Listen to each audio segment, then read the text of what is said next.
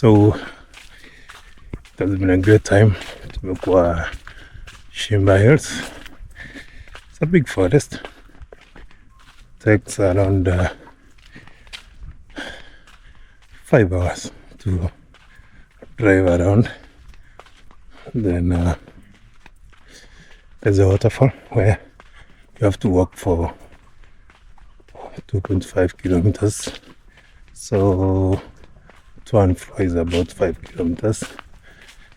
It's in a good scenario, a good place to have a hike, take some photos, do some videos.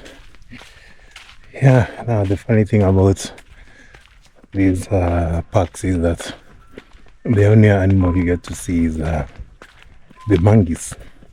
Monkeys are always everywhere. Even where I've been staying, we have been having breakfast with them. They usually steal my pancakes.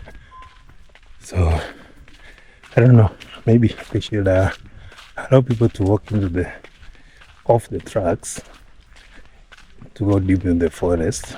Maybe create some human cages where you can stay and have to enjoy animals when they come across you, because we rarely see animals on the tracks. Only monkeys, and lucky enough you can see a giraffe maybe, and warthogs.